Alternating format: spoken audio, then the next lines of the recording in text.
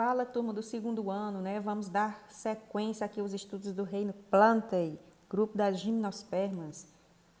Vamos aqui a uma curiosidade, né? Vocês sabem qual é a maior árvore do mundo? E aí, quem sabe?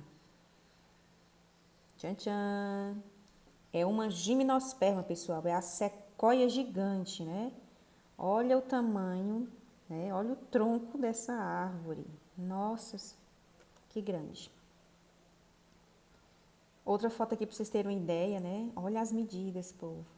Lógico que vai variando, né? Mas essa daqui, ó, a altura do galho mais grosso, 39,6 metros, o diâmetro da copa, 32. Enorme, não é? Outro, para vocês darem uma olhadinha, ó. Outra situação, né? Pessoal tirando foto. Né? Voltando aqui. Professora, onde é que nós vamos encontrar esse tipo de árvore? Bem, pessoal, não encontramos aqui na nossa região, né, no nosso país. Nós vamos encontrar na América do Norte, certo? No Brasil, gimnospermas encontradas aqui no Brasil, ó, um exemplo, pinheiro do Paraná, ok? Aí eu quero só mostrar aqui para vocês, ela é uma planta mais evoluída, a gente já percebe, né, o porte mais evoluída que eu falo com relação ao último grupo, que era das pteridófitas. E eles têm uma estrutura bem bacana, interessante, que é como se fosse uma flor rudimentar. Né? A gente olha assim aos nossos olhos, né? ao que nós somos acostumados. Talvez vocês não fossem classificar como flor, mas é uma espécie de flor, certo? Só que eu vou chamar de pinha ou estróbilo. Continuando aqui. Pronto, né? Nós temos os tipos, ó, nós temos as cicas, né? Aqui são tipos de gimnosperma. Nós temos os ciprestes e os pinos. Novamente aí o pinheiro do Paraná e a sequoia, né, para a gente ver aí os exemplos. Aí nós temos os estróbilos que podem ter, né, nas diversas espécies aí de gimnospermas. Eles são semelhantes, viu? Principais características das gimnospermas, né? Quais são essas principais características? Primeiro, vasculares, né, sendo a maioria árvores de grande porte, certo, né? A vascularidade, ou seja, a presença de vasos, ela dá essa capacidade às plantas, né? Só relembrando que dos grupos anteriores, né, as pteridófitas também são vasculares, mas as briófitas não. Possuem raiz caulifolhas, assim como as pteridófitas. Agora, a novidade evolutiva, né, das gimnospermas para as pteridófitas é a presença dessas flores rudimentares, ó. No caso, nós vamos chamar de estróbilos, e a presença de sementes, né? O estróbilo, desculpa, é como se fosse uma flor rudimentar, né? Já falei para vocês, só que não tem pétala nem tem ovário. Né? Se não tem o ovário, portanto, não tem como formar o fruto. Os gametas são produzidos nesses estróbilos, né? No caso, outra novidade evolutiva, gente, ó, o gameta masculino ele não é mais flagelado, né? Ou seja, ele já vai ser transportado em outra estrutura que eu vou chamar de grão de pólen, tá? Então, isso aqui já vai facilitar aqui a fecundação. Nesse caso, ela já não vai mais acontecer pela água, mas sim através de polinizadores, né? Quem vão ser esses polinizadores, gente? Ó, o vento.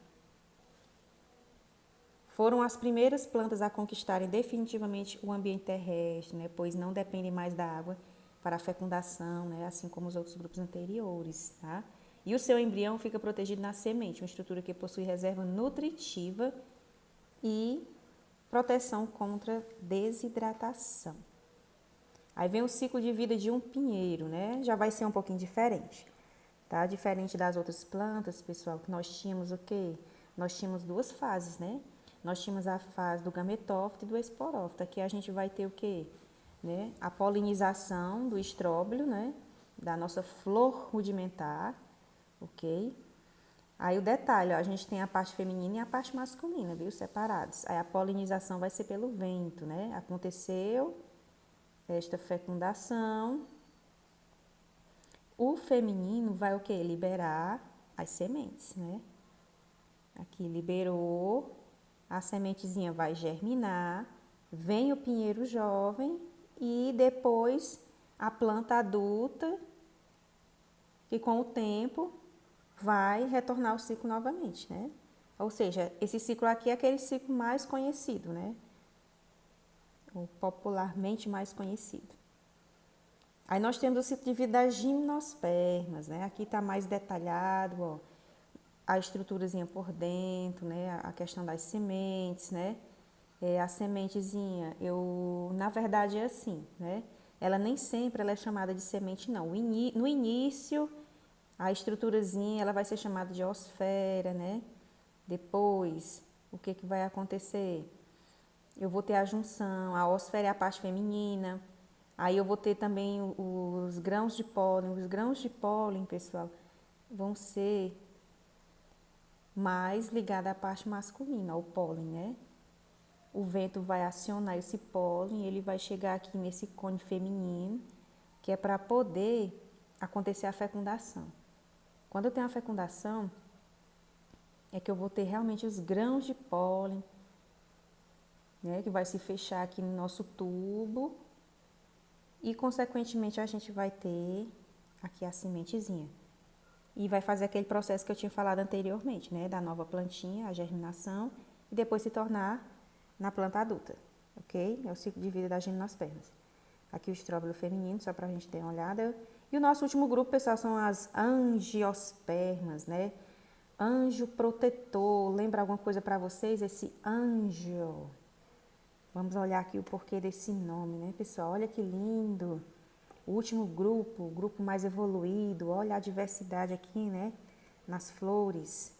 Olha os frutos, né? Que coisa mais linda. Aí vem, ó, as principais características, né? Vocês têm que observar bastante essas características, pessoal, que vão fazer vocês se darem bem na prova, né? Primeiro, são vasculares, né? Possuem raízes, caules, folhas, né? Aí vem a diferença de todos os outros grupos, a questão das flores, não é isso? Sementes, né? Igual ao grupo das gimnospermas, mas diferente na questão dos frutos.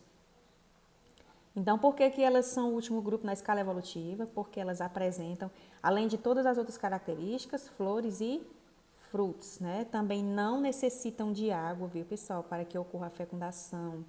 Suas flores produzem um néctar, né? Uma solução açucarada que atrai os animais, né? Nós vimos anteriormente nas gimnospermas que a questão da polinização ela acontece pelo vento, né? Por quê? Porque não tem nada atrativo, né? Lá na flor, vamos dizer assim, porque na verdade o estróbilo ele não é nem considerado uma flor em si, né?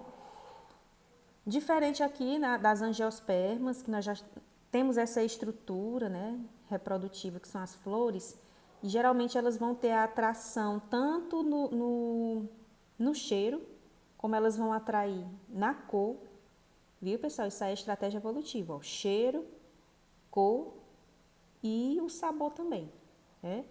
Atrair quem? Os animais, né? Como as abelhas, as borboletas, as formigas, os pássaros, os morcegos, né? E outros que acabam polinizando-as. Outra característica das angiospermas, ó, da união dos gametas, forma-se um embrião. Esse embrião ele vai ficar dentro de uma semente. Aí, após a fecundação, o ovário da flor se desenvolve e se transforma em um fruto, né? Com a semente dentro. A semente nutre e protege o embrião, ok? Aí eis o porquê do nome angiosperma, pessoal. O perma, né, aqui, ele tem a ver com a semente, certo? E o anjo tem a ver com o anjo, né? Então, como se fosse a proteção da semente, né? Como se fosse um anjo protetor. É mais ou menos, a ideia é mais ou menos essa, tá? E a última característica é o grupo vegetal mais recente, mais abundante no planeta Terra, né? Então, todo esse sucesso se deu pelo fato de possuírem flores, né? Ou seja, se deve ao fato de que todas as flores possuem ovários, produzem frutos, uma estrutura que além de proteger a semente, ela serve como elemento de atração para os animais, né? Então, aí está o sucesso. Aí nós temos as características para a gente poder situar aqui as ideias, né? Afinal de contas, lá no início nós vimos, né? Lá no vídeo a gente viu que esses dois, que são gimnospermas e angiospermas, pertencem ao grupo, né? Ou seja, ao eixo das plantas com sementes, ó.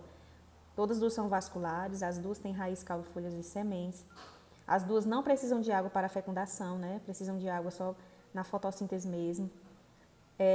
Os dois grupos, né, possuem o gameta masculino sem o flagelo, né, e transportam tudo no grão de pólen. Os dois têm a união dos gametas, que formam o embrião, que é a semente, né? Também acontece nos dois a questão da proteção, né? A proteção desse embrião, ele é protegido, ou seja, tem a ver com a semente. No caso, a estrutura reprodutora da gimnosperma é o estróbilo, diferente da angiosperma, que já é a flor. Então, os gametas são produzidos nos estróbilos, nas gimnospermas, diferente das ângios, que eles são produzidos na flor. Os estróbilos nas gimnospermas não atraem os animais, né? Então, quem vai polinizar aí é o vento, certo? Já nas angiospermas são as flores, né? Que vão ter toda aquela estrutura de chamativa. E a última aqui, né, a 10ª, as flores, a gente vai olhar aqui a diferença na evolução, né? Nas gimnospermas, as flores não possuem ovários, né? Portanto, não produzem frutos. A semente ela vai ser nua. Já nas angiospermas, as flores possuem ovários, que após a fecundação se transformam em frutos. E essa semente fica protegida nesse ovário, ou seja, nesse fruto. O ciclo de vida de um angiosperma, para a gente ter uma noção, já vai ser através do órgão reprodutor aqui da flor, acontece a polinização, né? Mas assim, pessoal, um detalhe que é importante a gente verificar. A polinização vai acontecer, né, muito pela questão dos insetos, viu? Os insetos é que vão fazer muito esse trabalho aí, né? Por quê? Porque tem toda uma questão aqui de proteção da própria flor também, não é? Não é uma polinização assim tão simples, não, tá? E a gente sabe que os insetos, eles têm toda uma estrutura, né? Adaptada para poder se conectar aqui dentro, né? Dessas pétalas. Aí vem, né, do tubo, fecundação direitinho, aí a formação do fruto, a fecundação, a questão da semente. Essa semente vai ficar sendo protegida pelo fruto. E aí, germinação. E novamente pode se iniciar o ciclo, né? Que esse ciclo que a gente já conhece.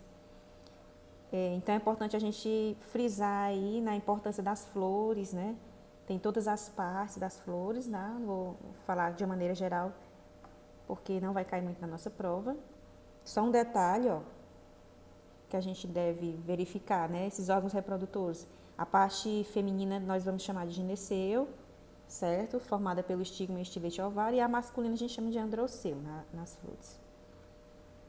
Aqui nós temos uma flor. Lindas.